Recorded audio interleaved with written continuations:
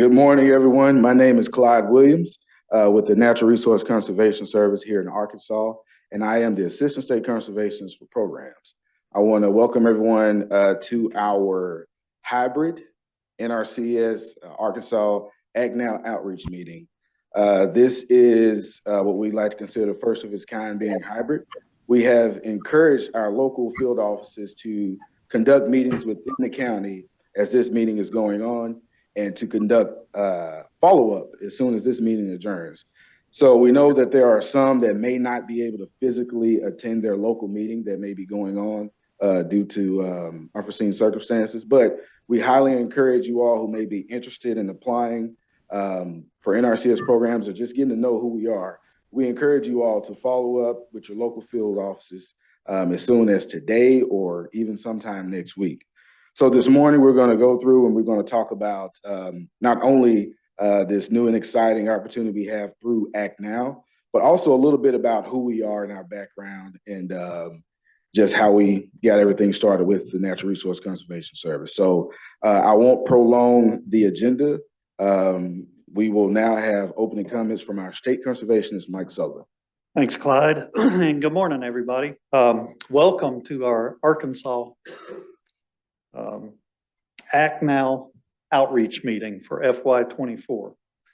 I understand we have a good group on board representing most of our field offices around the state, with our field employees, with interested producers and partners as well. This is a different type of a meeting designed with a specific purpose.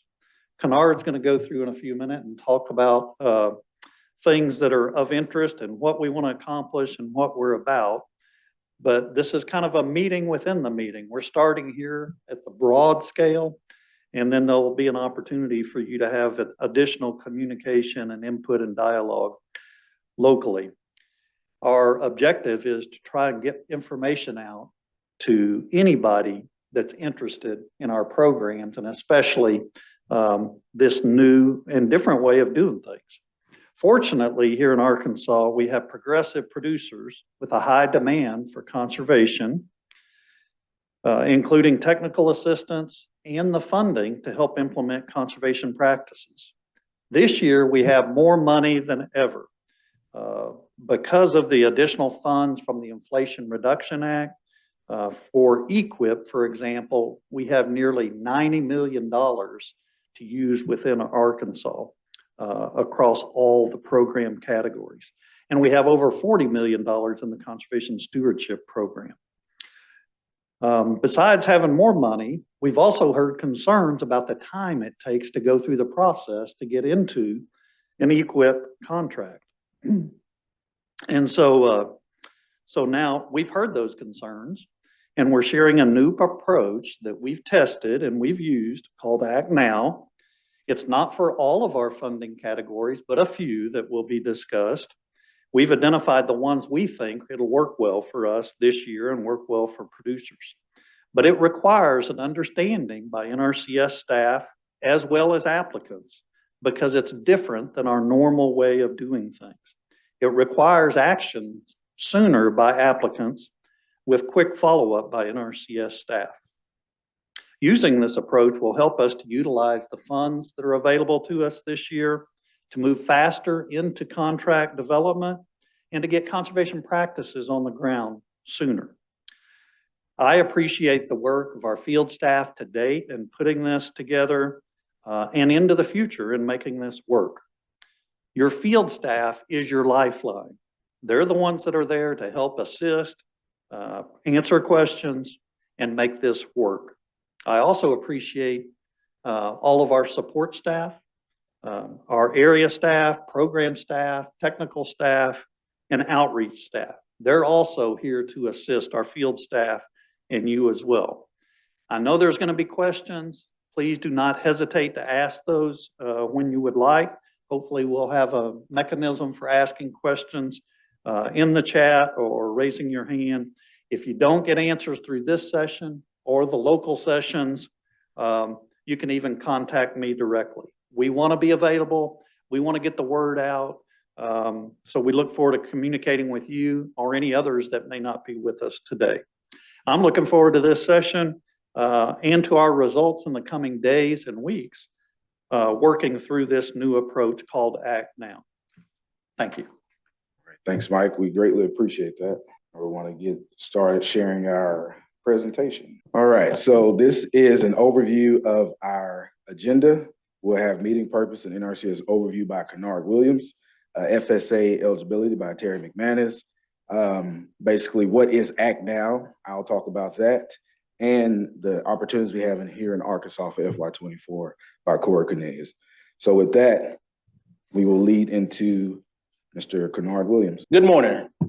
For those of you who do not know me, my name is Kennard Williams. I serve as the State Outreach Coordinator for Arkansas. I'm going to go just through some of the basics of what NRCS is about, what we do, what our goals and values are for NRCS. So as I start, with Natural Resource Conservation Service, NRCS work with farmers and ranchers and forest landowners across the country to help them boost agricultural productivity and to protect our natural resources through conservation. NRCS core values. Conservation is a wise use of management of natural resource. This is a voluntary approach. We're not a regulatory agency. We are a voluntary agency, and that approach that we work with our farmers and ranchers and forest managers as the decision makers. We use science and technology expertise are our foundation and must be current to maintain effectiveness and relevance. We use conservation systems must be practical and fit within the context of the operation. So we will work with those producers on the ground, on land, to address those resource concerns. Conservation is about systems, practice, and not just an individual-based management practices. So we'd like to go out and do evaluations on those farm operations, not just address one particular issue. We try to address the whole resource concern once we make that evaluation on the producer or that landowner operation. Additional conservation system values. Our conservation system provide both on-farm ranch benefits and off-farm ranch benefits benefiting, and we provide justification of the public sharing of the cost share. The conservation job is never done as it continues to change, as we address, as we have different challenges year to year. It may be from if you look at the last 4 or 5 years, you look at different weather, so it continues to change. So our job is never done. And we try to address those by technology, improving science, lesson learned, operational change, and economic consideration. If you look at the last 4 or 5 years, economics has changed big time on farm operations. We also try to, our conservation, agricultural productivity, and economic return are mutual compatible, not mutual exclusive. What we do, what we do. NRCS provide a one-on-one personalized advice on the best solution to meet the unique conservation and business goals of those growing our nation's food and fiber. So what our job is as NRCS, we actually come out and provide that one-on-one service. Each county, even though we have 61 counties in the state of Arkansas, we have somebody to address or to come out and meet our producers on the ground in all our counties in the state of Arkansas. So we're gonna do that one-on-one with all our producers. You just contact that local office and we'd be more than happy to come out and help one-on-one. NRCS, we help people make investments in their operation and local community to keep working lands working. We boost rural economics. We increase the competitive of American agriculture and improve the health of our air, water, soil, and habitat.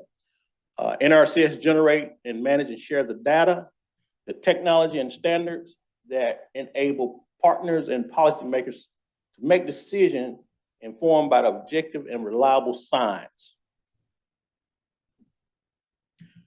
Some of the services that NRCS and services and programs we provide, our core value, if you look at number one, conservation technical assistant, that's conservation planning, we'll call it and you're here to say the acronym of CTA, but it stands for Conservation Technical Assistance. That's where NRCS started. As you know, we go back when we first started, based on the Dust Bowl, it was considered soil conservation services, and then in the mid-90s, we changed to Natural Resource Conservation Service. But before then, before we even start providing financial assistance, our core goal was CTA. We go out and do conservation on the ground. But now, as NRCS, we provide financial assistance on program on working land. We provide financial assistance on program for easements. We also now, as we have natural disasters and emergency assistance, we also provide that as well. And we do have watershed programs. And all of them are to address natural resource issues. What is a conservation plan? That's our basis that's our basis for NRCS. We start off with a conservation plan. Before we start looking at financial assistance, we look at conservation plan, and that's just a written record of a management decision and records of conservation practices and system. It documents the natural resource concerns being addressed on the farm operation. Conservation planning process, we're gonna go back to our 9 steps of planning that NRCS provides for all our customers, and this is our core basis, the 9 steps of planning. Phase 1, you're gonna collect. It's gonna be collection and analysis. That's identifying the problem, determining the objective, inventory the resources, and analyze the resource data will be your phase 1. Phase 2 would be your decision support. That's you're gonna formulate your alternative. After we do the field visit and evaluation, we're gonna come up with our alternative. We know the producers have a goal. We're also gonna go out and look at is any other resource concerns that we can address there out on that operation. So that's where we'll formulate that alternative, and then we'll evaluate that alternative, and then we'll sit there and we'll make a decision collectively. Phase 3, the last steps of the 9 steps of process, we'll implement the plan, and then we'll evaluate the plan. The conservation phase 1, that's where we'll go in and we'll look at the different resource concerns when we identify that problem. Those resource concerns could be your soil erosion, soil quality, degraded plant condition, livestock production, limitation, fish and wildlife habitat, water quality, water quantity, air quality, and inefficient energy use. Now, phase 2, that's where we go and come out on that, formulate that alternative and evaluate that alternative and make a decision with that producer. So that'll be your phase 2. We actually come out on the land. If you look at the graph there, that's a picture of the field. We're gonna actually go out and look at on site. That's what our DCs and soil cons will actually do in phase 2, come out and then evaluate and make that, and help to make that decision with the producer. Phase 3, this is where the application and evaluation, this is where we actually implement the plan. And once that plan is implemented, we'll actually go back and evaluate it. We'll see what worked, what don't work, once we're on that plan. And then we'll adjust accordingly. Assistance to implement the plan, the financial assistance, we have different programs where we can go and try to address different resource concerns or financially. We have our environmental quality incentive program, which is EQIP. This is the program that Act Now would fall under, would be under EQIP. We currently have conservation stewardship program, CSP. We also have the agricultural conservation easement program, ACEP. Wetland reserve easement, which is ACEP WRE. And we have some special initiative and special funding opportunities as well through NRCS. Other types of assistance, the emergency watershed protection program, that's where we have may have emergency storms come through, tornadoes come through, that we can come in and provide technical assistance to assist with that. The watershed flood and prevention program and watershed rehabilitation program. That's where we come in and do rehab on different sites. The steps to assistance. The 5 steps. Step 1 is planning. That's what we'll go through the 9 steps. Step 2 is the application. Step 3 is the eligibility. And we'll, a little bit later on the program, as you see, that we'll have Ms. Terry McManus come in and talk about some eligibility that you'll need to have to qualify for the EQIP program as well. The ranking and then implementation. The assistant in implementing the plan, we're going to talk about the Environmental Quality Incentive Program, since this is what the program that Act Now falls under. EQIP is a voluntary program that provides financial assistance to agriculture producers to implement conservation practices that improve natural resources and agricultural land on non-industrial private forestry land and private forestry land. EQIP eligibility. Who can apply? Owners, operators of land engaged in livestock operation, agricultural, and forest production are eligible land that have natural resource concerns on the land. Now, this is part of EQIP eligibility, but we do have some other programs that that it may not address all those at the time, like Act Now would be specific practices at the time, but we do still have regular EQIP available all at the same time as Act Now, so it may have a different sign up. Eligible participant must be an agriculture producer, have control of the land on eligible land, comply with adjusted gross income, which is AGI. Ms. Terry will talk about that a little bit later in her eligibility issues, eligibility for the program as well. Be in compliance with the highly rollable land and wetland conservation requirement. Develop an NRCS EQIP plan of operation to address at least one natural resource concern. An additional program requirement may apply. That last statement where it's additional program requirements may apply, that's where you get with your local DCs. They may, and they can also let you know what other items, the things that you may need to be eligible at that time from your local office. How EQIP work? It can be used to implement parts of a conservation plan. Financial assistance are made to implement approved conservation practices on eligible land to help producers develop conservation activity plans to address a specific land use issue. All practices must meet NRCS standards and specs.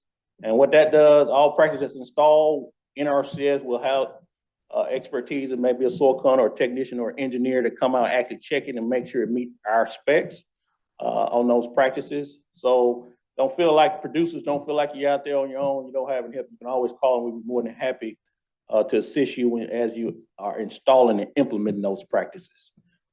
Payments are made on completed practices and management activities. So when those practices are completed, we'll come out and certify those practices and make payments on them. Payment rates for conservation practice can be found on the Arkansas NRCS website. Contract length depends on the practice schedule, which is part of your conservation plan. Program timelines. Application practices differ by program, as we talk about Act Now, which is coming up later. Clyde and Corey will talk about. Act Now is a certain time that which it'll start next Monday, and it has 30 days, but some of our other program deadlines will be announced, but NRCS accept application on a continuous basis. So that means you can come in and sign up for regular EQIP anytime. It can be anytime. You can, if our office is open, you can sign up. Applications submitted after these dates, they'll be evaluated and considered as funds for funds during a later funding opportunity. Producers must submit a complete program application, establish farm record, and complete eligibility documentation to consider it as for financial assistance. And that's the end part of my presentation. Thank you. Thanks, Kennard. Really want to get into and talk about Act Now. What is Act Now?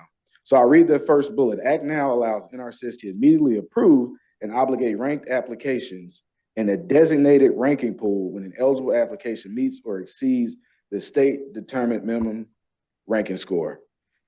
So in a nutshell, we are really, really excited about Act Now.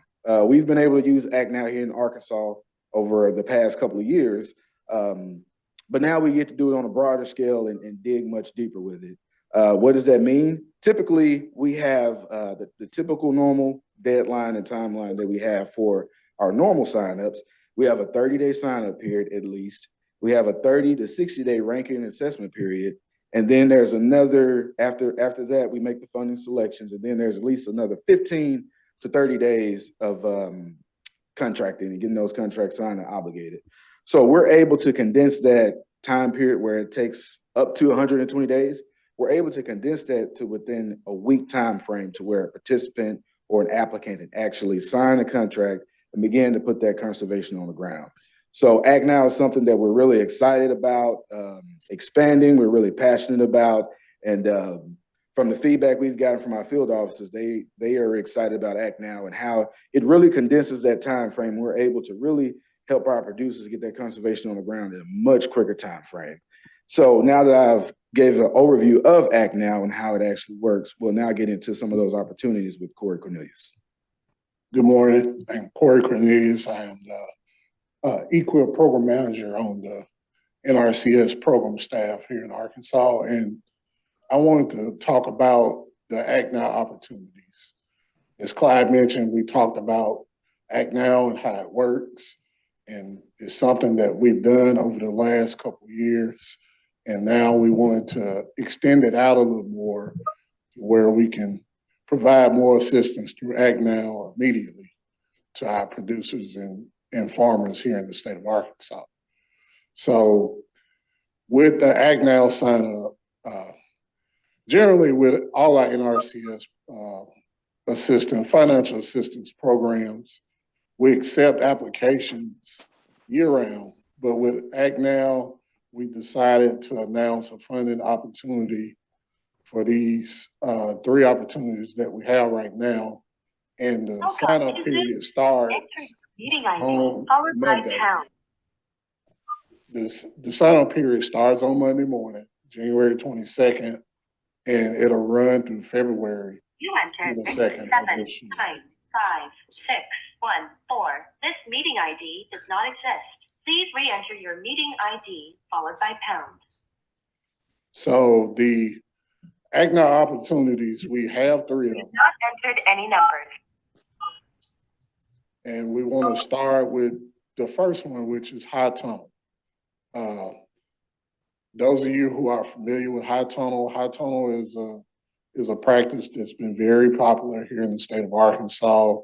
It's very vital into our urban ag small scale push that we've done here in the state of Arkansas for the last 2 years.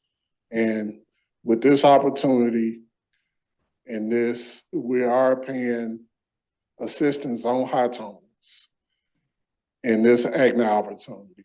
So if once the sign-up period opens on Monday, January 22nd, any producer that or farmer or landowner that's interested in applying and implementing the high tunnel on your farm operation, we will have funds available.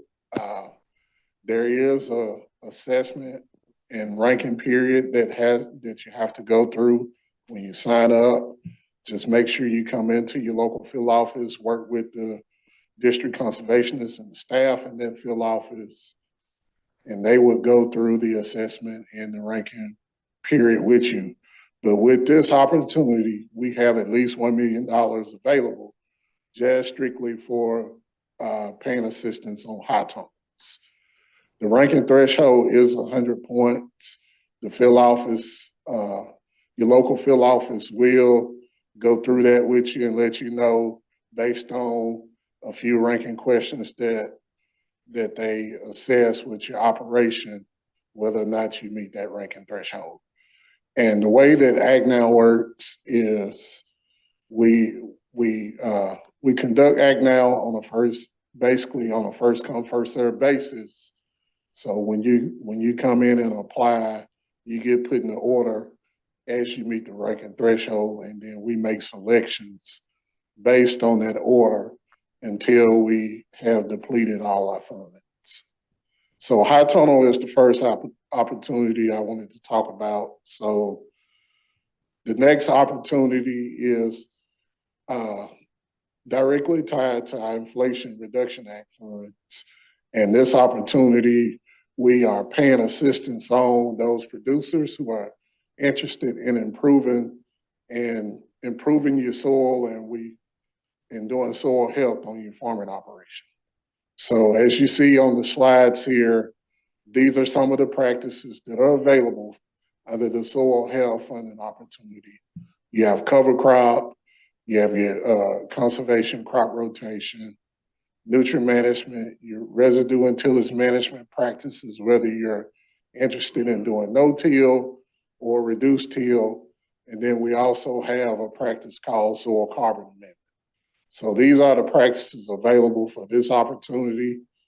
And with this opportunity for these practices, we're looking to spend up to $9 million in this opportunity. So if any producers or farmers or landowners or operators out there that are interested in improving your soil health on your farm, this AgNow opportunity is available and we have up to $9 million.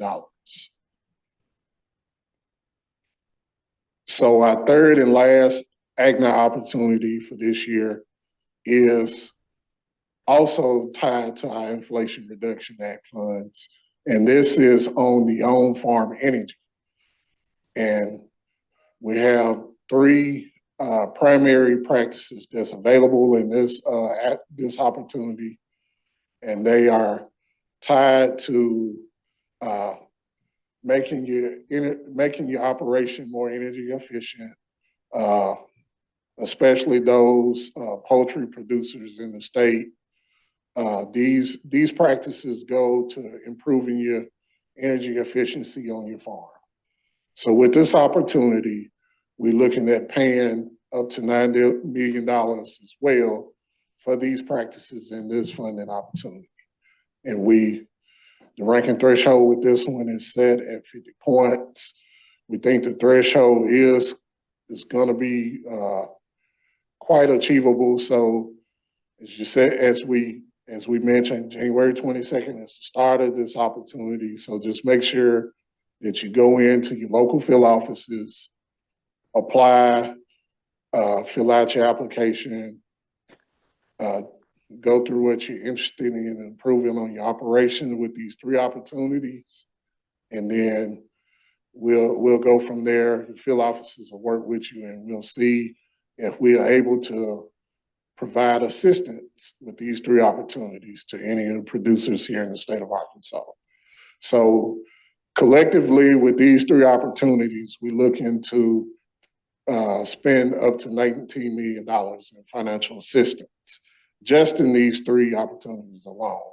So this is probably more than triple than what we've done with AgNow over the past 2 years. So we actually excited about this right now, and we're looking forward to providing this assistance to all producers over the state of Arkansas. So just make sure that you contact your local field offices on Monday if you have interest in any of these practices.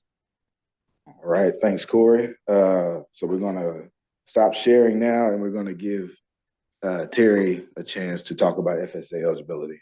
I am Terry McManus. I'm with the Farm Service Agency, and we have partnered with NRCS to collect eligibility documentation so that producers can participate in NRCS programs.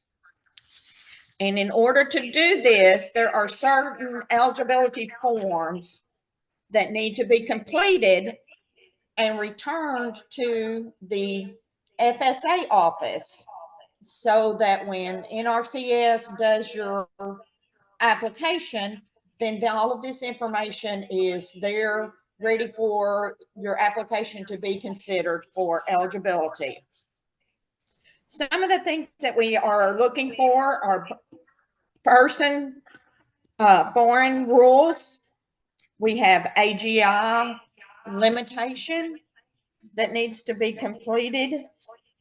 And in order to do this, the forms for eligibility for AGI, your income is a CCC 941.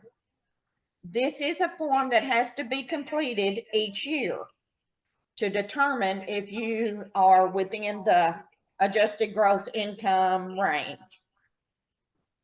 As far as a foreign person and attribution, those forms are a CCC 902. It depends if you are farming as an individual or an entity. We would need on this form a social security number if you're an individual. If you're an entity, then we need the tax identification number. We will need, if you are an entity, the members of this entity. So therefore, they will have to be required to provide us with either a social security number, or if it's a trust or an LLC, we would need those tax ID numbers. They have to also complete, the members of the entities, the adjusted gross income form. On the entity, it is the members that are in effect as of June 1st of each year. So take that into consideration. If you're looking at making changes to members, then they need to be completed and provided to FSA by the June 1st date. If you are an entity and you've never brought in documentation, if you are a corporation, LLC, something to that nature, then we would need a copy of the articles showing who the members are, who has authority to sign for these entities. So don't wait and put off bringing in these documents to your local FSA office, because we want your application to be processed timely. And so therefore, as soon as you decide you want to do a program participation with NRCS, go visit your local farm service agency to submit these documents. And that's all that I have. Thank you. All right, thank you so much, Terry. Really appreciate that, as we know that that eligibility is vital with our program. So at this point, we have come to the end of the agenda, and now I'm going to call Kennard Williams and Corey Cornelius to come back, and we're going to take you all's questions and comments, and hopefully have some good dialogue before those who are holding the meeting locally get their meetings kicked off. So I see if you have your hand raised and you have a question, please unmute yourself and ask your question. And once you finish asking the question, please mute yourselves back. So I see we have one hand raised, so please proceed with your question. Top of the day, how you doing? Good morning. My name is Mr. Fair. My question was regarding your energy efficient Act Now 3 options. Will they cover aquaponics and hydroponics operations? And also, my last question would be transparency in regards to eligibility, in regards to the way people are identified. Everyone is not identified in this term of person. And I think I spoke to this with some of your other colleagues in the past. As according to the definition of a person, an individual, an entity, a trust, and all those things are identified as a person according to the IRS. There is no transparency between those who identify as men and women or entities. So people that want to participate in your program that's just identified as men and women are not identified. And if so, where is this the transparency in that for those who can apply for the for the program. And I thank you again for taking my 2 questions. Good morning, Mr. Fair. Let me address the first question on the on-farm energy. As it relates to hydroponics and aquaculture, at this time, this funding opportunity does not cover hydroponics. We are in the process right now with NRCS, with our scientific staff nationally, that's working on a standard to where we can pay assistance on hydroponics. So at this time, not in fiscal year 2024, that hasn't been developed yet, but we know that there's a push nationally for us to develop a standard where we can pay assistance on hydroponics and things of that nature. So as of now, we don't have assistance where we pay for hydroponics right now, but that is something that's in development right now that we are looking to pay assistance in the future on with our NRCS financial assistance programs. Mr. Farrell, I'm gonna address the question number 2, which is the eligibility for an individual or entity. If you go back and refer back to all those questions would actually have to be addressed through Farm Service Agency. Our local office have usually be adjacent to a Farm Service Agency as an individual.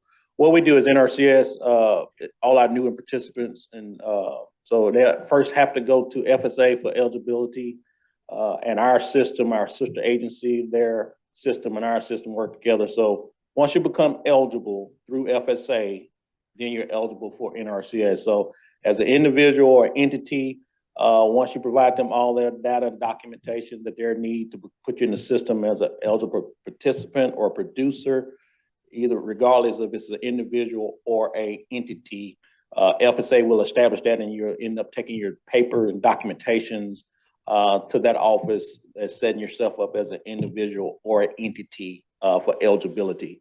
And our system feed off of that from NRCS, from Natural Resource Conservation Service. Are there any other questions? Travis, you have a question? All right, I have a couple of producers here that do have questions on this. Okay, it's Keisha here. I want to know for, well, I would like for the young lady with FSA to specify and let the new and beginning farmer, for new and beginning farmers, they also have to apply for a farm and track number, correct? That's correct. A farm and track number, if you do not have a farm and track number already on file. Yes, ma'am. And that comes through, they have to go to FSA for that. Yes, ma'am. Okay. My other question was to explain or answer whether or not these practices are covered for urban. Okay, Corey's gonna address that. How you doing, Ms. Keisha? The high tunnel only, it's strictly for high tunnel. Now we are in the process of actually announcing an urban sign-up as well. So that'll be coming here soon in the next few weeks. So we will still have the urban sign-up that would be completely separate from these AGNI opportunities. So in a few weeks, we'll be announcing EQIP and CSP urban sign-up, just very similar to how we did it last year. So just stay tuned. We do have an urban sign-up that we're getting ready to announce. Yes, if you do have participants, or if you're a participant that is interested in high tunnel, you can sign up for the high tunnel right now, and you can, if you have other practices that you're interested in as an urban small farm producer, you can sign up those practices as well in the upcoming urban sign-up.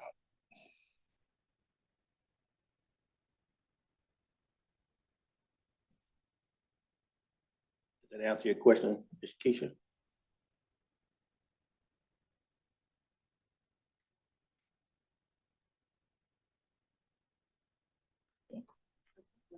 All right, there any other questions?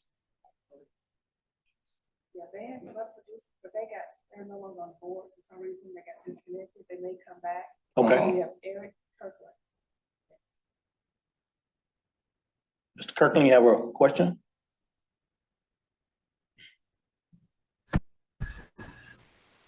Yes, thank you for having me. I have two questions. The first question is, I am a small farm producer producing fruits and vegetables for the local community in a county that is designated as a food desert, as we only have one grocery store in the entire county, and it is an extremely rural county.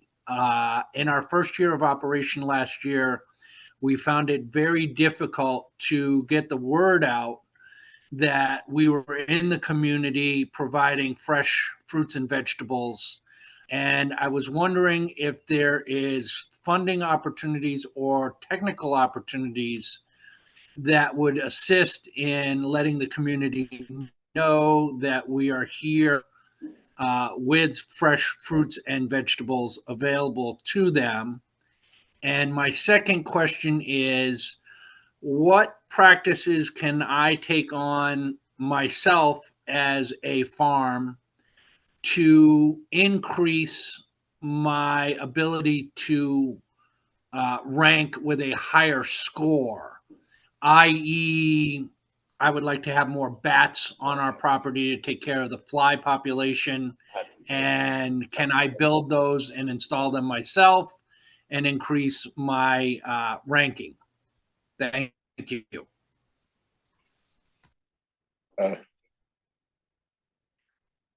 Let me address your second question there about practices that you can apply for and increasing your ranking score. As I just mentioned, I think the upcoming urban sign up, I think would better fit you, Mr. Kirkland, as you are a small scale producer that's raising vegetables and produce in a food desert area. There will be a variety of practices that'll be available in that upcoming urban sign up. Some of those practices include high tunnel, like we paying right now with this opportunity with Act Now, but others such as micro irrigation, low tunnels, raised beds, other practices that may be suitable as a small scale vegetable and produce farmer. So just make sure that I'm not sure what county you in, but make sure you speak with your local NRCS office in the county that you're located in, and speak with the staff there and discuss some of the needs and concerns you have there in your farming operation, in your vegetable and produce farm, and they can explain to you different practices that may be available. But as I mentioned, the upcoming urban sign up is strictly and directly tied to producers like you, where you're raising vegetables in a food desert area and you're raising produce to help your community. So I think that sign up will better fit you. But also, if you do have a need for a high tunnel, please feel free to apply for that as well individually in this Act Now opportunity. So just be available when we announce the new urban sign up, and work with your local NRCS office in the county that you're located in. Mr. Kirkland, to address your first question, now, Mr. Kirkland, can you tell me which county you're located in?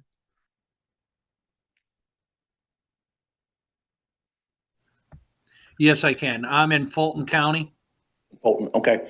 To address that first question about getting the word out about to producers that you're producing fresh fruits and vegetables in the community, in the county, I think the best thing to do on that part is work with your local conservation districts.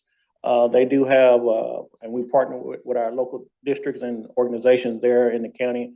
You can also, as we do outreach meetings and be a part of those outreach meetings. I know they have different meetings in those counties from the extension office, and probably the ranchers, the cattlemen association, things like that.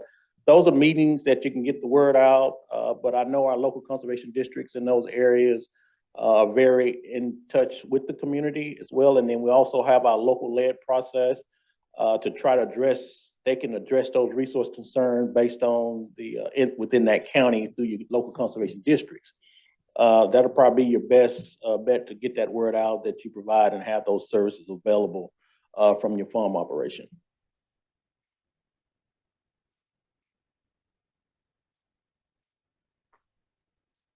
Hopefully, did we address everything you needed, Mr. Kirkland?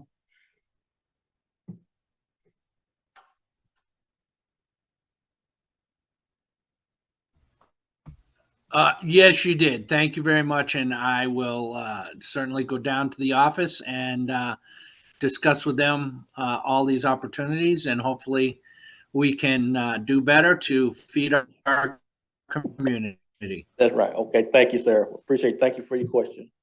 Are there any other questions out there? Bernard, this is Lavelle. Can you hear me? Yes, sir. Okay, I'm sorry. I couldn't find a hand on it. Have the DC started notifying the participants that they need to do certain eligibilities, or are they just supposed to assume after this presentation they just start doing it? Because I know we got a number of applications made out there for years, but they may not know. So are the DCs notifying them? Actually, Lavelle, to answer that question, today is the kickoff of Act Now. This is the whole goal and purpose of this meeting, is to try to get that word out. And our local DCs, and I'm hoping they're doing the outreach now to get that word out to those producers, because actually the way it worked, Lavelle, is just like it says, Act Now. They can't sign up before Monday because it's a new program to be on. It's a first come, first serve. Because these funds can potentially run out, even though it runs for 30 days.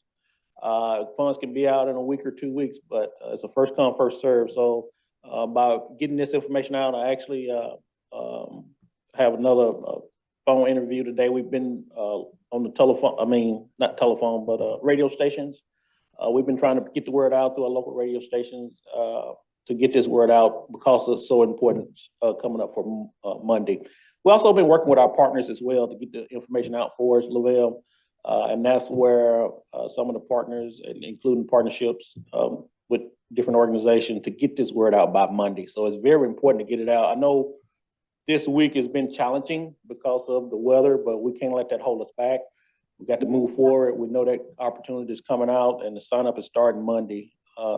We have no control over the good Lord's work for the weather-wise, but all of us collectively, we can get together and try to get it out, Lavelle, as of right now. To address those applications that's on file as already in the NRCS office, it will not apply for Act Now for these 3 categories.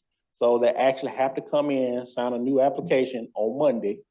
They can't sign it up before Monday. They have to sign it up on Monday, and then they have 30 days to do. And then as the field office continue to start ranking, and they meet that threshold, it'll actually go on. Once they meet that threshold, we'll start working on them and funding those applications immediately. It won't be a waiting pool and a certain time for the pool. So it's going to be Act Now. You got to act now. And so we look for you, Lavelle, and the other organizations that may be on this call today to start getting that word out this weekend and next week as well. I have a radio spot today that I'm trying to get some of the information out on this Act Now to get it out to all the producers. One last question, Bernard, and that Yes, is the only Praxis 325 that they can apply for up under the high tone program, or can they apply for crop rotation, residue management, or is 325 the only practice goes to high tone? That's for the high tunnel, correct? Yeah, we talked That's about the only practice under the initiative is the high tunnel. And that's what Corey was talking about earlier, that we will have this initiative coming out for urban. That's where they can go in and put all the other practices in for your micro irrigation systems, cover crops and rotational grazing. I mean, not rotation grazing, but rotation cover crops and things like that can go under the new urban sign up that's coming out within the next 2 or 3 weeks. But yes, that's correct. Only the high tunnel is under that initiative. So just that's it on that practice. Thank you. Yes, sir. Are there any other questions? All right, Travis, y'all back up and running? Do y'all still have a question? I know you had 2 or 3 producers in there, which is, did we answer? Yeah. Okay. One of my producers, well, they all kind of want to know 2 questions. The first question is, how are, what are the percentage rates that we're going to pay on as far as the high tunnel goes? And then the second question is, how will that ranking, how do y'all calculate the ranking score? How do you earn points? How do you earn points? That's the question. I'm going to address the first question, and I'll let Corey address the second question, which is a good question. On the actual percentage-wise, we do have a regular, and we do have a HU category, which is HU, which is historically underserved category, which is potential to up to 90% of that practice for HU participant and beginning farmers. Now, question number 2, I'll let Corey address that one. What number 1? Travis, can you repeat your question again for the second part? I know you were mentioning ranking, but can you repeat it for me? Yeah, they pretty much want to know how are the scores being calculated for the high tunnel as far as ranking goes? How do they get the points? What we did was when we build a ranking pool, we, like for high tunnel, for example, with us allowing that as the only practice in the pool, it has to be directly tied to a resource concern. So when NRCS does planning and assessment, when we assess that practice, the resource concern that's tied to that practice, we have a ranking system that gives it a computation score based on that practice addressing that resource concern. So the second part of the ranking is we develop ranking questions that's tied to that assistance. So there's a series of questions that the NRCS planner will go through with the participant. And if that participant has that issue on their farm or operation that can be addressed with that practice and can answer those questions successfully, then the NRCS will planner or fill office staff will rank that application based on that practice in our ranking system, and it computes a score. So what we did with the Act Now process is we took a typical situation or several typical situations in Arkansas, and we kind of did what we call like a mock ranking, and then we went through the process, tested it, and then we came up with like a median score. So like with high tunnel, with the score being 100, from the mock testing that we did, that is what we consider the fair score that should work and should be available.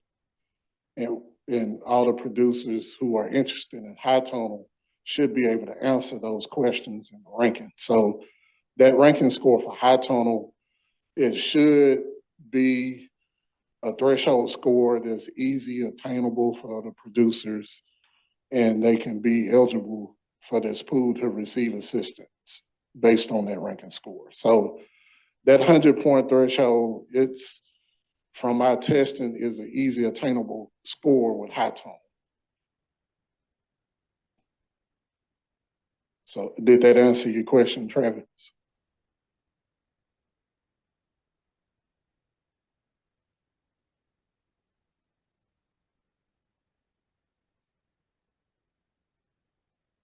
Corey, can you still hear me?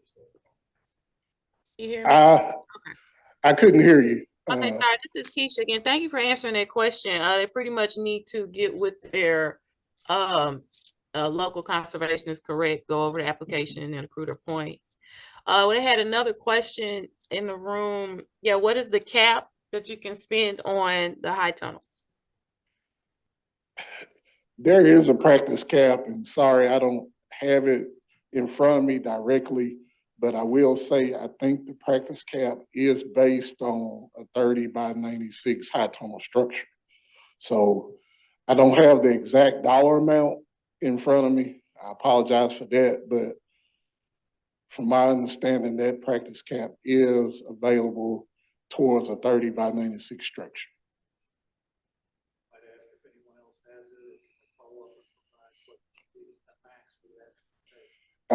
I can actually pull that here in 1 minute if you would allow me to, but I do know the structure is based on a 30 by 96. So I get that actual dollar amount here in just 1 minute.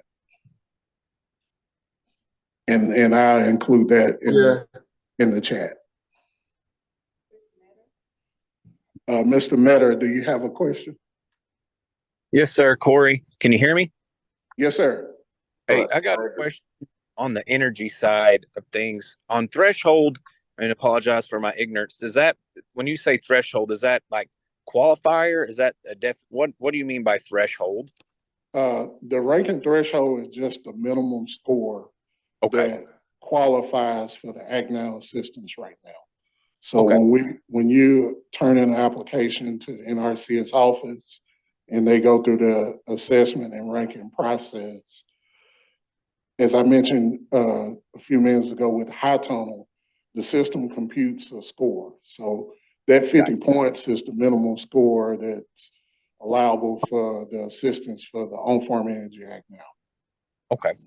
And another question, say a producer has, I know they're going to start taking applications next week, then run for a month.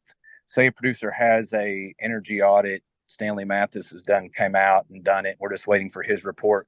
Should that producer wait until we have that report in hand to fill out the application?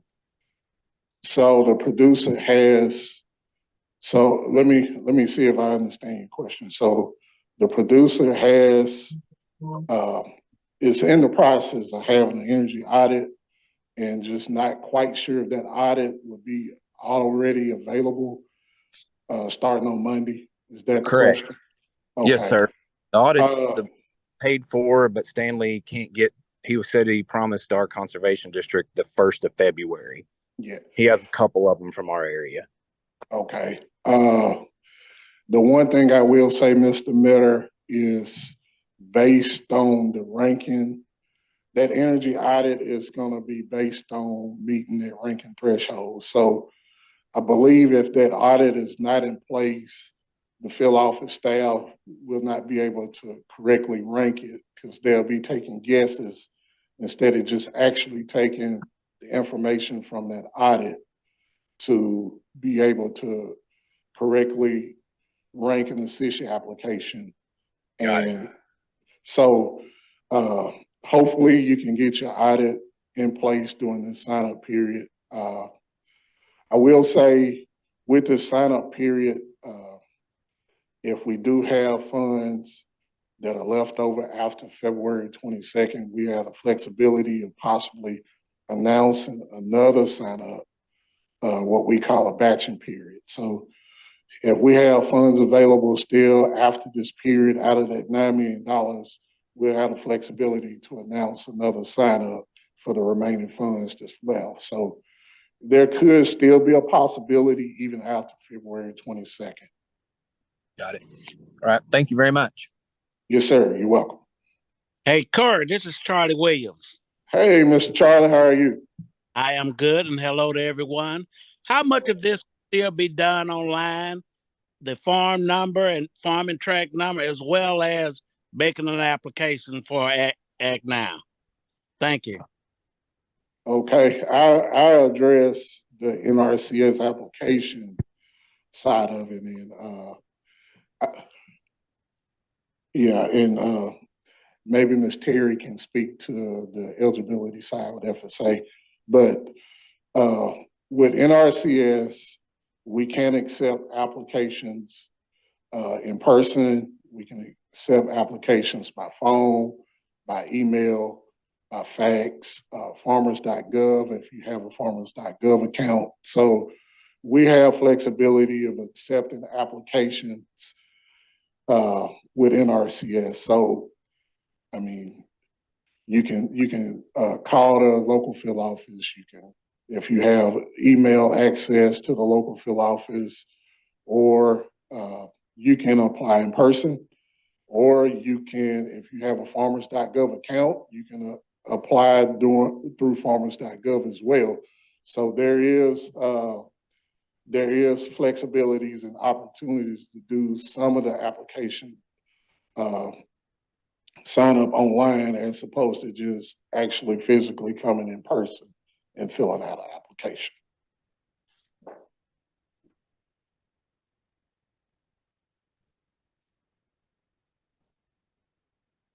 All right, Mr. Kennard, Charlie. can you hear me? Yeah, we can hear you, Terry. Go ahead. All right. To address the farm number and tract number, if there is not one assigned to the land, it is probably better for the producer to go into the county office, because if they email us a deed, then we have to have personal identifiable information that is not protected by emails, be addresses, your social security number, things to that nature. So it's probably best that for those instances that they go into the county office so that all of the information is protected.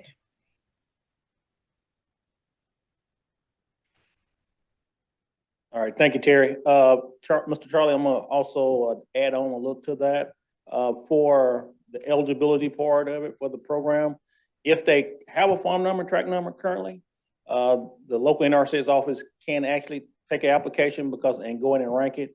Now, the part of the AGI, it may not be eligible at the time, but it has to be eligible by the time obligation start on that part. So if they have a farm and tract number, now for new producers, it'd be a little bit more challenging than just producers that does not have the AGI on hand or the HL on hand at that time. But if they do have a farm and tract number, they can go in and sign up Monday, and then they can do a ranking and an assessment on that and get the ranking score as of Monday. That eligibility for the AGI does not have to be at that time, but will have to be done before we can obligate. Hopefully did that answer your question, Mr. Charlie? Absolutely. Very good. Thank you a lot. Okay. Thank you, sir. Are there any other questions? Hi, this is Michaela. I'm on McKinley's network because I couldn't log into mine, but with the issues that Jefferson County is having with zoning, with the inner city participants, and not just for Act Now, but for urban, do you all suggest that we have a conversation with them about the zoning issues and that the city has not been approving those high tunnels? And also, if they are funded with this Act Now being a sped up process and they're funded and obligated, and say they don't get funded, what conversation should we have with the participant? Or they don't get approved to have the high tunnel in the county, what conversation should we have with the participant from there if they are pre-approved for funding? I'll let Corey address that. Hey, good morning, Michaela. With the issue with the Jefferson County and the zoning, or if there's any county or any cities that may have zoning ordinances for high tunnels or structures, still encourage you to apply. That doesn't say you can't apply for assistance programs. The thing that may need to happen is producers may need to work with the city council in those cities to let them know what they're trying to do with the high tunnel. And there may be some ordinances where you have to have approval in advance, but we have flexibility with our NRCS policy. If there is something that's beyond the producer's control and a zoning ordinance, we do consider that's beyond a participant's control. Even if we are entering into a contract agreement, we have flexibility to where we may be able to get out that agreement based on whether or not that participant can get zoning approval in that city or in that county. So I would say just have that conversation with your producers and let them know that they may have to work with a city council in the city or the county or whatever county they're in on those zoning ordinances there. Thank you. There was a question in the chat that's asking about if you have existing applications already on file in NRCS, do you still need to apply with this Act Now program? And the answer to that question is yes. That's just simply contacting your local field office and say that I am interested in the Act Now program. This is a new sign up, so yes, you would have to apply for the Act Now sign up for these Act Now opportunities. We also had a part two to that. This is as to the ranking score. Since I recently completed 2 energy practices, will my score and ranking drop? Or ranking drop? You might want to say that again. So the question, there was a part two to that question, and it was asking if they recently installed some energy practices, what impact would that have on the existing application? The impact could vary. What I encourage you to do is work with your local NRCS field office. Still encourage you to apply, and the local field office will go through that process with you. And as we go through that ranking process, the system will determine if you still meet the ranking threshold. So it's still possible that you can meet the ranking threshold, just we don't know for sure until you actually go through the process with your local field office. One from Jane. If a producer already has an application for a SHTN for 2024 program year, do they need to make a new application for the Act Now? That's the same question. That's the same question? Yes.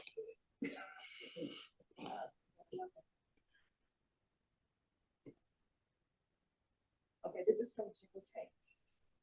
My lane is bare right now. I have a farm and track number, but I have not begun yet.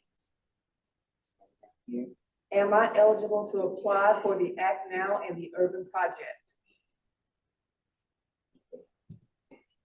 So they have a farm number and a track number, but they haven't started anything yet.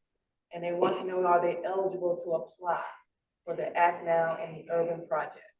Yes, you can still apply for the program, even though you hadn't started anything yet, because our NRCS policy states that whether or not you have an operation or you have the ability to produce and on your operation, so you can still apply. In the local field office will work with you to see which resource concerns you have there on your farm and what practices may be available in your situation based on your operation and based on your goals and objectives. Đang bắt gà hôm qua anh với chuồng lúc mà em gọi lên lại em gọi em mà không thấy em trả lời em à. Hôm nay là gà đang ra này. Nó ra 6 bà nó ra 6 chuồng. Xong rồi thứ hai nó ra 1 chuồng. Quải luôn á. Sao? Yeah. I'm sorry, Mr. Doc, that you're talking. I'm sorry, we're having a hard time understanding you. If you would be able to add your question to the chat. I'm sorry, we're having a hard time understanding what you're saying. Could you add your questions to the chat?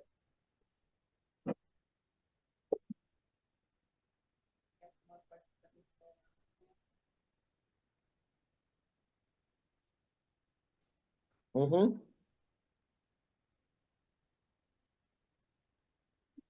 this is from Ingrid, and she says, says, or he says, are the ranking criteria published anywhere? The question is the ranking criteria published anywhere publicly? The answer to that question is no.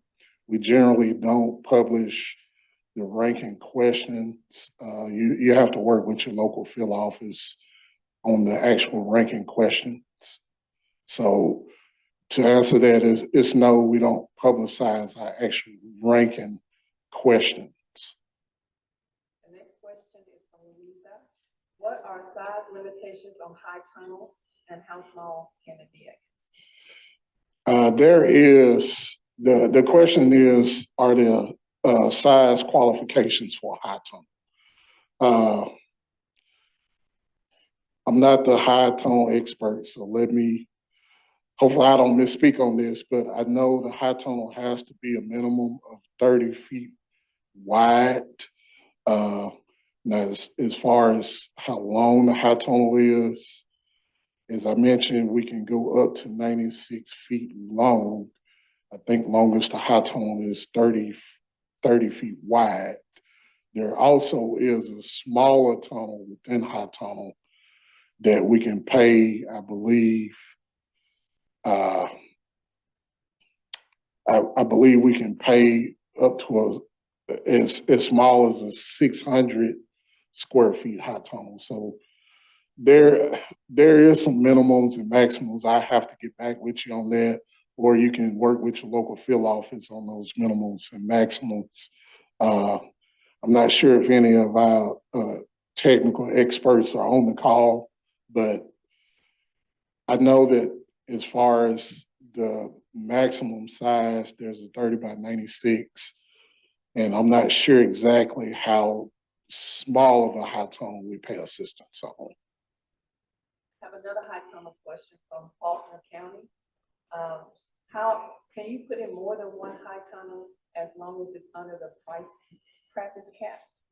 The question is, can you install multiple high tunnels within the practice cap? The answer to that is yes. The practice cap is set in place for the maximum amount of high tunnel we can pay in a contract. So if you decide to do maybe some smaller high tunnels that equal up to that practice cap, then yes, that is allowable. Another question. Does Act Now cover pasture establishment practices involving no-till of annuals or cover crops?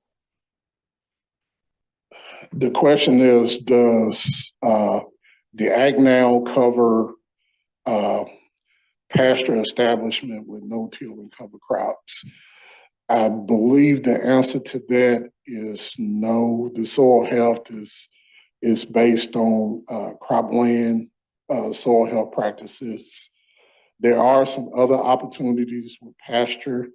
Make sure you reach out with your local field offices. There are some other funding categories where those pasture establishment practices, and we do have funds available with those other opportunities. But under the Soil Health Act Now, the question is no as far as pasture establishment, but we do have other funding opportunities where some of those practices can be available through pasture. Answer for the minimum 10 feet wide high tunnel and maximum 30 feet wide high tunnels. That's from Katie. Right. Yeah, so Katie answered the question on the minimum and maximum of the high tunnel. I think the minimum is 10 feet wide and the maximum is 30 feet. Thank you, Katie. This is from Dina. How long does the producer have to implement practice, and how long after implementation will payment be made? Let me address the second question first. The question is, as far as payment. So if you're awarded a contract with NRCS with the EQIP program, we pay assistance on that practice as you install it, and we determine that that practice meets our NRCS standards and specifications. So when you apply and if you are awarded a contract, the field staff will work with what we call a contract development and a practice schedule operations. So the local field office will work with you on that schedule operations to determine how much time you need to implement a practice that you awarded the contract. But once you have implemented that practice and it meets our standards and specifications, and we certify that that practice is completed, then upon that time frame, we'll immediately pay the assistance that we have available for that practice. So after you install that practice, we certify that it meets our standards and specifications, then we immediately pay the financial assistance that we have for that practice. Yes. How long does the producer have to implement practice? Generally, when we enter into a contract agreement with a producer, and the local NRCS office develops a plan of schedule operation with that producer in that contract, the producer has 12 months within the time that they've entered into that agreement to install if there's multiple practices in the contract, to install at least one practice in that contract. And then from there, that schedule operation can determine how much time you would need if there's additional practices in the contract. Now, as far as a contract, the length, our policy with EQIP and our NRCS programs is we cannot go more than 10 years in an EQIP contract. And generally, it's really 9 years because there is a 1-year maintenance period in the EQIP contract. So based on a schedule of operation and determining how many practices you have in your NRCS potential contract, you have to do something at least once a year in that contract, and we cannot go more than 9 years in a contract. Right, and with our Inflation Reduction Act, there's a sunset on those funds. So it's been determined that with contracts that we have with Inflation Reduction Act, 2031 is the sunset. So any contract that we enter into with Inflation Reduction IRA funds, they have to be expended by 2031. There's no exceptions to that. So by 2031 with IRA, all of those funds have to be expended. But with any of our general EQIP contracts, whether it's IRA or general EQIP funds, you have to do at least one practice a year in that contract, or you have to have a legitimate, you have to have some kind of reason why you were not able to get it completed in that time frame. But the first 12 months, you have to have something done within the first 12 months of the contract. Also, I want to acknowledge for any producer that is determined that self-certifies as historically underserved, we do have the advanced payment option, which means you could get up to 50% cost of the practice that we have determined in the contract upfront, and you have up to 90 days to complete that practice. So if you self-certify as a historically underserved producer, we do have an advanced payment option on any of our practices with EQIP. We have a couple people that have raised their hands, and we'll go back to the questions on the chat. We have Kay Fair again. Mr. Farrer, do you have a question? Yes, I was wanting to respond to the question I think Ms. Martin had in regards to the farmers or producers' engagement with local municipalities. My question was leading to, are you guys aware of the exemptions for producers or those who have a right to farm. And this is something that keeps coming up in regards to different codes and things like that that's supposed to stop agriculture practices. As according to Arkansas Code subsection 780.905, it shows eligible employers entitled to claim exemptions from specific provisions. It's also the Arkansas Right to Farm Act, which safeguards offering protection to agriculture operations against certain legal actions and constraints.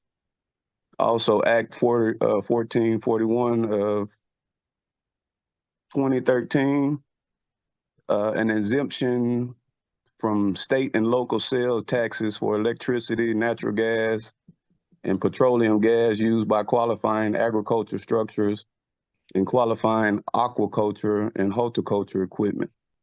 And it's also a bunch of other exemptions. My question wasn't just to bring light to that, it was to, when we come to these said events, is there a proactive approach to letting farmers and producers know that they have exemptions when they're signing up for certain practices, when you're doing your ranking to keep disenfranchisement from taking place? Because I'm pretty sure a lot of people wasn't aware of their right to farm and their exemptions with certain ordinances and acts to keep them from doing that in regards to their homestead exemptions and so forth. But can anyone speak to that, or is that something you have to get with me on a more personal note? But I think that needs to be addressed by everyone here. Thanks for that comment and question, Mr. Fair.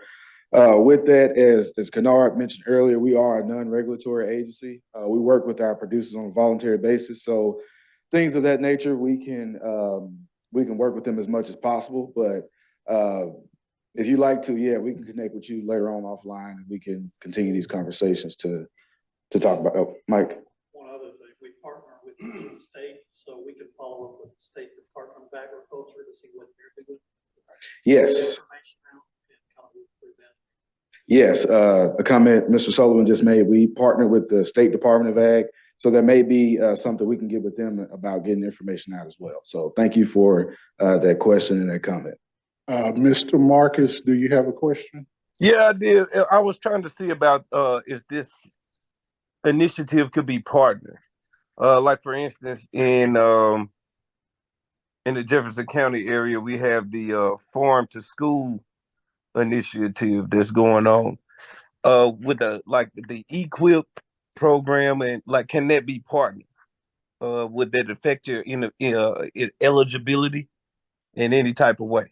Let me ask you this question. When you mean partner, do you mean where you as an individual and another individual partner to apply together, or if you established or a joint venture or some kind of community partnership?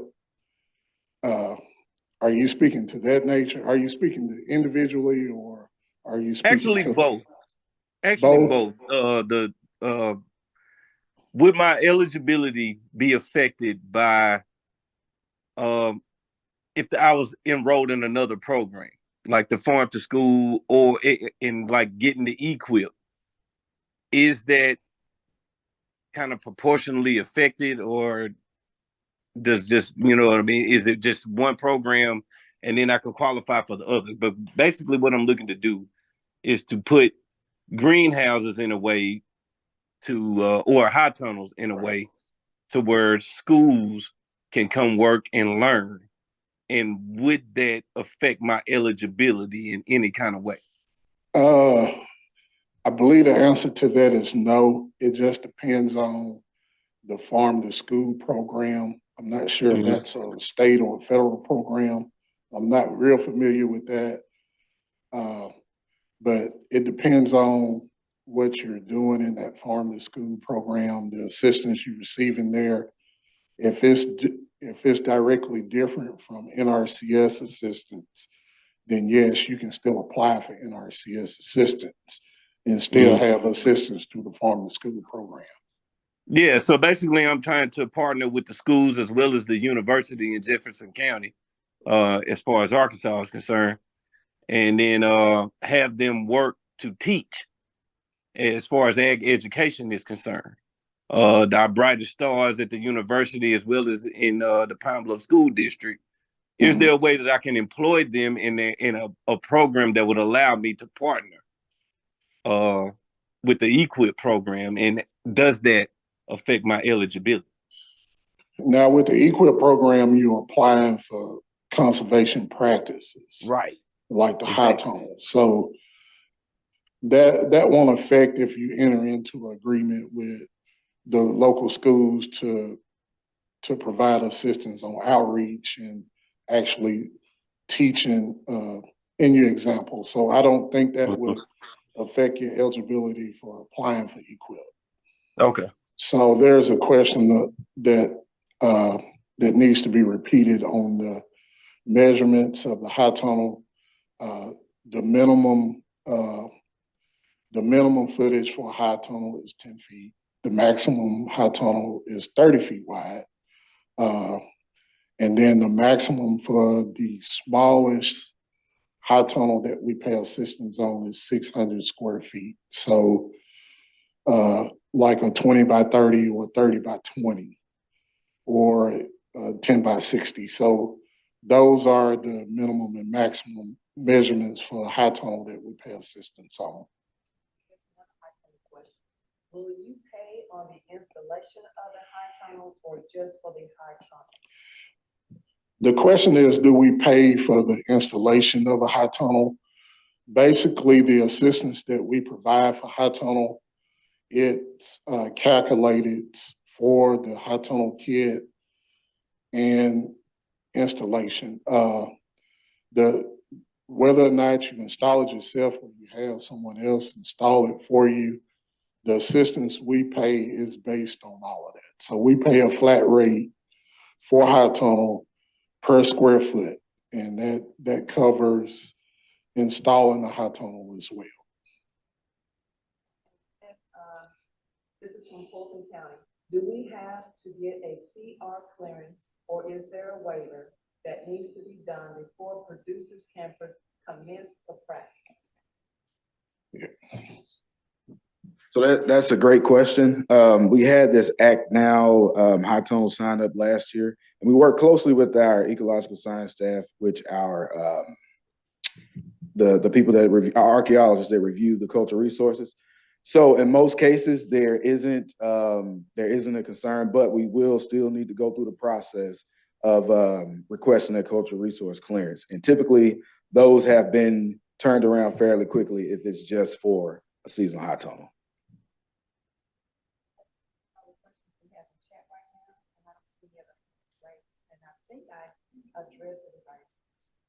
You might want to ask them what's the question. Okay. All right, so we received several great questions. We really appreciate you all. So before we transition to the next part, we want to make sure we have all questions answered. And if not, please unmute yourself and ask your question or type it in the chat. We'll give it a few seconds for you all to either come off mute or type in the chat. All right. What is the rate per square feet of the high tunnel? I believe Corey is typing that information inside of the chat for you all, along with the maximum amount that we'll pay. So I think he's getting that information for us right now. And the next thing is from Payfair. Can the high tunnel be changed to an area with other shapes, given the fact that every landscape is different, avoiding discrimination? Can you repeat that one more time? Can the high tunnel be changed to an area with other shapes, given the fact that every landscape is different? Okay, so the question is asking about the shape of land dealing with the high tunnels. I would say I'm not particularly sure about the shape per se, but the land should be eligible. So I would still encourage you to at least put the application in. And as a field office representative, you know, it's our responsibility to come out and actually evaluate and look at it. So I would not encourage the shape of your land to discourage you from putting in an application. Excuse me. Can I? Yes. I was the one that answered that question. I don't think it was taken the correct way. This is Mr. Fair Okay. again. Okay, go ahead, Mr. Fair. Thank you. A lot of producers that we run across have unique landscape, and I'm not speaking about topography. I'm speaking about where they want their high tunnel to be on their particular property, and it may not be conducive to a rectangular shape. Can the shape of the high tunnel be amended to fit certain people's parameters? Or could that, instead of being a 10 by 30, could it be just whatever a general area? Like the high tunnel has to cover a certain area versus giving strategic or specific dimensions to accommodate certain producers. That way you'll cut out the discriminatory factor saying that everyone has to have land like this with these particular parameters? Or is there a way to be more inclusive in that? I think that's what I'm mostly asking for. Is there a way for the high tunnel to be reevaluated to be more inclusive for those with unique spaces? Okay. And I thank you again. Great question. So looking at that aspect, if there is an odd shape, that's where I think Mr. Cornelius was talking about earlier. We have those opportunities for those smaller high tunnels, and we also have a practice that will be available on our urban sign up. And we also have a practice called low tunnels. So there can be ways that we can flex, but at the same time, as you understand, we do have our certain designs and standards and specs that we have to follow. But I'm sure that there is some type of flexibility there where you can work with your local field service center as well as the manufacturer of the seasonal high tunnels. So great question. I appreciate that. Well, the reason I was asking because we have some models of customizing the high tunnels that you guys have, but we don't know how to get those practices approved by you guys the way we can get them out to more producers. We have 3 different unique models that tackle what you guys already have in place. But a lot of farmers are scared to be labeled ineligible, or, if it's not signed off on, it may cause them some type of problems down the line. I appreciate that, Mr. Fair. If you could, I'm interested in the topic and discussing this more with you. If you could you please connect with me and we can continue this? I'll put my email address in the chat and we can do some additional follow-up and if needed, cast it out abroad to this entire audience. So appreciate that. No problem. Thank you again for having me. Y'all have a great day. Absolutely. You as well. Are there any more verbal or written questions? All right. As we come to a conclusion of this meeting, one word that describes it is wow. We really appreciate the interaction of you all, especially our producers and potential applicants. One thing that we are passionate about is reaching out to people that we never have before. So if you're in person, we have a favor request. If you were able to attend one of the in-person local meetings, please let your district conservationists or soil conservationists, whoever may be holding the meeting, let them know that you are a new customer, and we will continue to connect with you. By new, our definition of new is you may have never entered an application with NRCS for NRCS assistance, or even had an in-depth conversation about how we can help you from a financial or technical standpoint. And if you are a participant who has dialed in today, if you could, please type in new and your county inside of the chat. And that way we'll be able to connect with you via your Zoom registration and follow with you via email and try to get things rolling for you. So once again, we really appreciate everyone. We know we had a couple of technical difficulties, but we made it through. So with that, I will let you all. And also, I would be remiss if I did not give a huge thank you to Extension Service, Ms. Rita Watson. She has really helped us get this meeting out through this mechanism. We couldn't have done it to this magnitude without the help of UADA, so we're greatly appreciative for that. And once again, thank you to our folks who were able to open their doors and have a local outreach meeting. So with that, okay, and we will leave this line open until we have addressed the question, any written questions that we said we have follow-up on, as well as our contact information, especially our outreach coordinators, because they will likely be the ones who connect with you all who type in new in the chat. And we will make sure that this recording is shared abroad. So thank you all for your time today, and we look forward to working with and connecting with you all in the future. Thank you.